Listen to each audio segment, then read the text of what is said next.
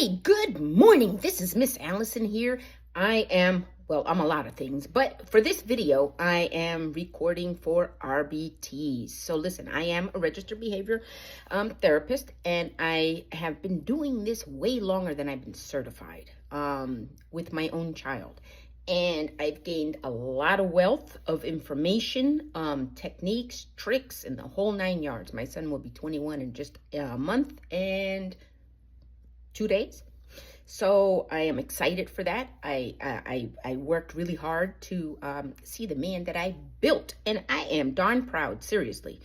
Not because he's my son, but because I got him through all of those hard moments when he was a kid. And I gave him that support, and I was that parent who paired with the teachers. And I was on board in every step of the way of his education. And luckily, he graduated with a 3.0. He would have went higher, but he kind of screwed around in the last grade. But it's okay. 3.0 is good.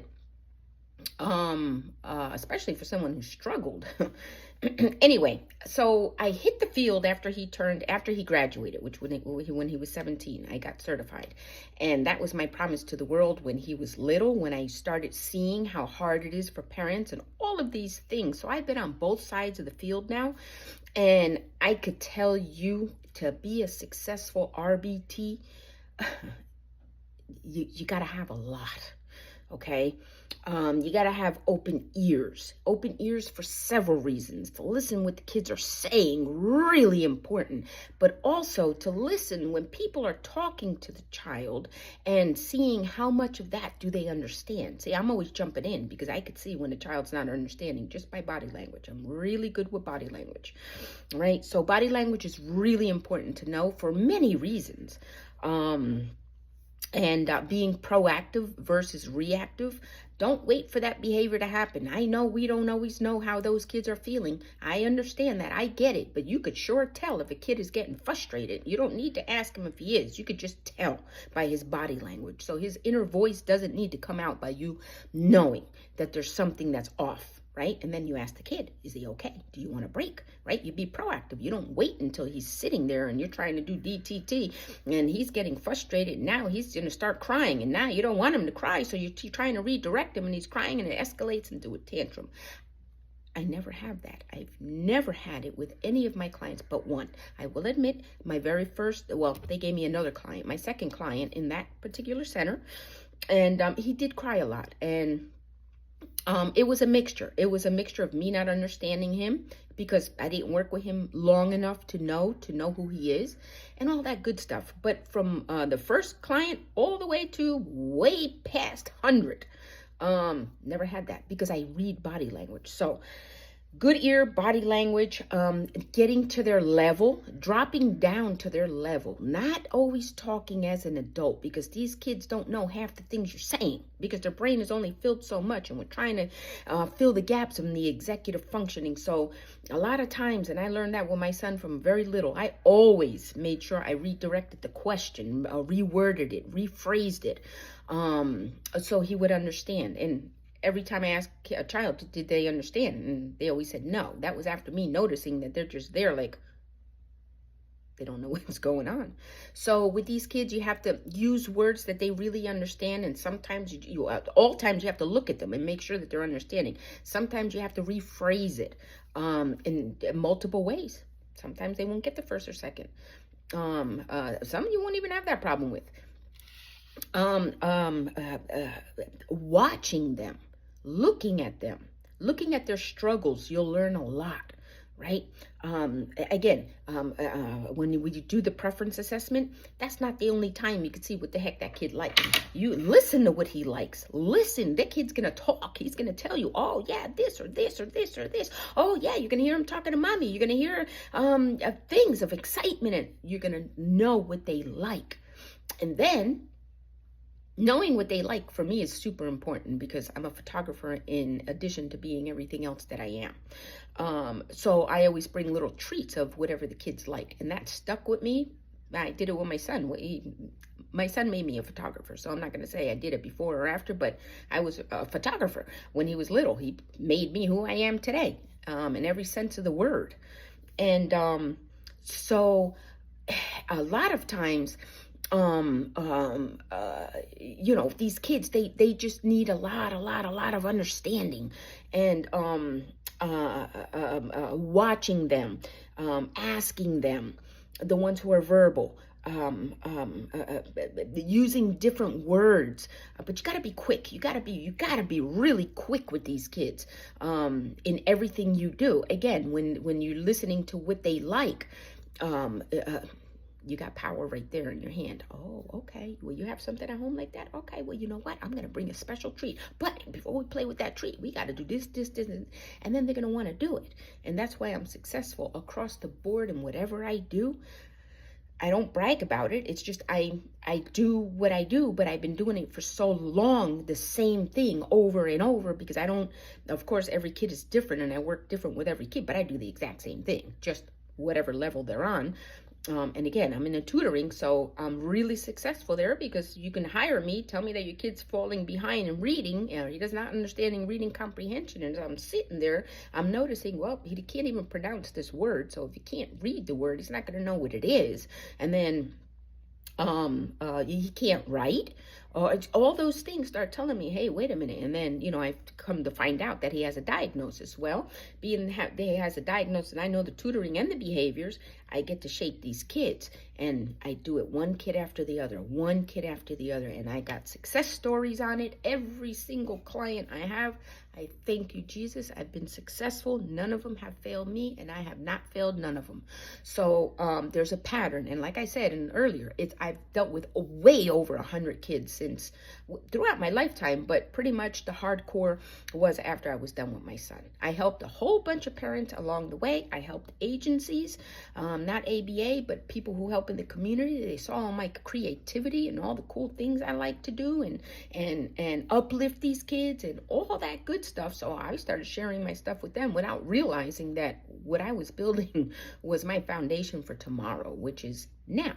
Right? So I have a complete storage full of materials. So that's probably part of my success, because again, I listen to what kids say that they like, and hey, if one kid likes it, another kid likes it. So I have a pretty big empire of materials. That's my choice. Nobody makes me buy them. And I have a very good understanding. I use lots of visuals when I'm with these kiddos. I have them repeat everything I tell them that I'm shaping. They got to repeat what I said, because if you think they're in la la land, sometimes they are, but most times they're not. So you think they're looking over there and they're not looking at you. They're really listening, especially the ADHD ones. I teach kids how to sit. I do the whole 9 yards. Whatever we do in ABA, I do it, and I do it successfully because I'm systematic, I'm persistent, and I'm consistent. I do not let go. I go full force. I'm in the middle of a child right now. I've just potty trained her. She's 12 years old, and I just completed potty training her in, well, we're going to say now 3 weeks. Done. She's potty trained. She held it in yesterday for 15 minutes. I was like, okay, there we go. So now we're going to transition her to panties. Of course, she's not there at nighttime, but everybody, I have the entire team that's working with her, because she's adopted, and there's a whole bunch of other things that go into this, right? So she has an entire team, and that entire team is meeting with me, so I could show them how I changed her behavior, because nobody else was able to, right? And again, I know how to pair. I don't need those 2 weeks to pair. I'm not going to say I don't need those 2 weeks.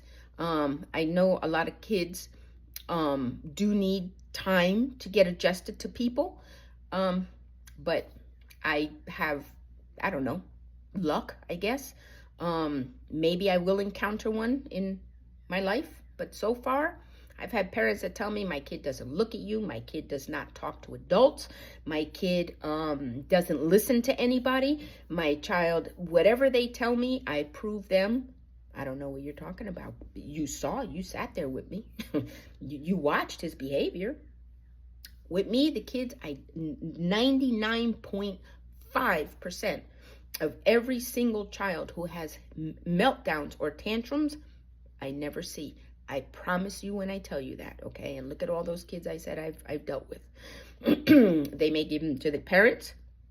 I've worked with famous people, and they see that their child listened to me, even when they didn't listen to the parent. Okay, I've had wonders. I've enjoyed my journey. I am blessed beyond. But again, it's not about me. It's about helping others, helping kids. You got to just have that ear. You got to be quick. You got to be doing something and listening to what the kid says. You got to be proactive. You got to be persistent, consistent. I like to do blitz. I like to give all the behaviors that I'm working on, give them all the rules right in the beginning. And then we start working on one by one, every single day until they're conditioned. I got this girl here that I told you I'm working with. She hasn't been in her room for 3.5 weeks. It took me about a week and a half to end her going into her room for calm down time. Okay. And everybody, that's one of the reasons why these people want to meet with me. They want to know, how in the world did I do that? And this girl was in her room religiously for hours a day because she would get angry and aggressive and throw and kick and hit and all that good stuff. That's not happening. And I told her it's not going to happen anymore. And sometimes maybe, them hearing it's not going to happen, it's ended here. Sometimes they like to hear that, believe it or not. Because they have choices. When we work with kids who are defiant and all, maybe they don't have choices. I like to give choices. When they see, hey, you want this, you got to give me this. But if you do this, you're not going to get that. So the choice is yours. Which one do you want? And you start shaping their behavior. And I did that. I had magnets on the refrigerator for my son for years. Like, I did visuals up and down. I gave talks. I gave reminders. I would do the same thing week after week, ask questions. I would ask questions over and over again, making sure I get that same answer. If there's something different, then wait a minute, you didn't get it, right? And I still do that with every single client. Everything I did with my son, I am doing with every single one of my clients. And I'm doing it with love, passion, excitement. I'm excited. I jump, I run, I do all those good things. I tickle. They love tickle. Everything you could think of that a kid likes, I try to provide, as long as they're giving me what I want. And that's that behavior change. And like that, I do it. So I know it's tough for a lot of you until you learn behaviors. That is another thing. God Almighty, you got to know behaviors. That's got to be the number one. You have to understand behaviors. Even BCBAs, a lot of times they really do not. This is no slap in the face to none of you. A lot of them don't understand behaviors. I've worked with them. I know. So I've seen it firsthand. And I don't shame them for that. I absolutely not. I respect them all the way. Right? So you got to know behaviors. You have to know why that child is displaying that darn behavior. You got to know those ABCs, and you got to know how to prevent those ABCs that we don't want. Right? And a lot of people think we give kids timeout. I don't use timeout. I use positive thinking chair. You sit in the chair, you're going to think about what you did, we're going to talk about it, ways to prevent it, and then you just got to go apply it. I don't use no negative punishment. I don't need to, because they're so compliant with me.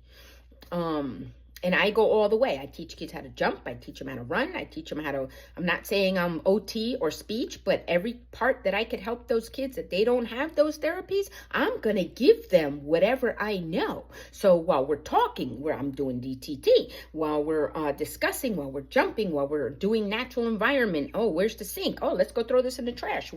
How do you put the water on? Let's wash your hands. Oh, pee-pee. Let's go pee-pee. Timers. God, and I can keep on. But anyway, I love my job. I absolutely freaking love my job because I understand it. I can go into any home. It doesn't matter. And I can feel confident that one way or another, I'm going to get this child to change, right? I'm working on the tutoring side. I'm working with a child who's ADHD. It took me a good 6 weeks to get this kid because he was grumpy and this and that. And I would bring him treats. And then I went cold turkey and brought him nothing. And I said, until you give me what I want, I'm not going to give you what you want. And like that. That was it. It changed. I needed to go a little bit slower with him because it was his first time. He had trauma with other tutors. So I had to go slowly. But I did. I changed it. Now he likes when I go over there. He gives me what I want. I give him what he wants. I give him breaks in between. I let him have the last 15 minutes. Mom knows 15 minutes of free time. Plus he gets the break. So it's like a good 35 minutes of straight tutoring, reading. And as long as he does his work, I get what I want. So my name is Allison. If you liked this video, please like, share, subscribe to my channel and get this video out. Anybody who needs help, listen, you got questions, ask me. No, I am not the knowledge of everything, but I do have a lot of knowledge. I truly do. And I show it to each parent. I show it to each BCBA. I get along very well with BCBAs because we're on the same level. They know that I understand behaviors, and they know and they see how I change behaviors. So kudos to you for being in this field. Have an awesome day. God bless you. God bless every kiddo that you see. And may the world come together to understand autism. Thank you.